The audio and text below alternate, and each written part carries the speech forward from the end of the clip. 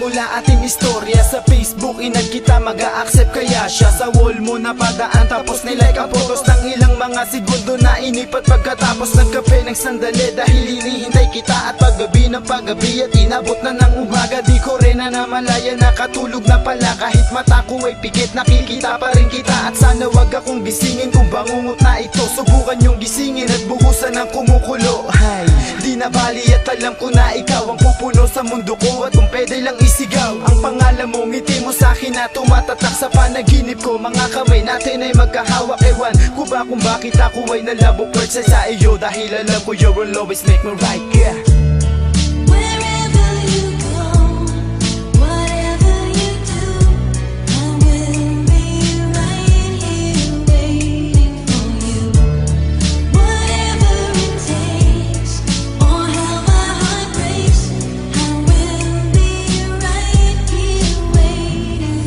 Maraming awayan nangyari sa ating relasyon, hindi ka pa rin napapagod kahit ganitong sitwasyon. Salamat din dahil sa akin muna itinutuon ang pagmamahal mo na hindi sana sa akin ngayon. Please bigyan mo pa ako ng isa pang pagkakataon na makabawi sa iyo sa pagkukulang ko noon. Mamahalin kita at hindi na magbabago yun. At ito pa, hindi na ako maghahanap pa ng iba. Sapat na sa akin ang katulad mo na napakaganda ng ugali at ang cute mo pang mga mata. Pinapangako sa iyo, ikaw lang ang nag-iisa sa puso at isipan ko, ikaw lang ang nakatira. Di nasasayangin ang pag-ibig na ibinigay. Pinaramdam mo sa'kin ang silbi ng aking buhay. Hinaan ko sa kanta kasi ito magpapatunay na mahal kita at handang ibuwis ang aking buhay.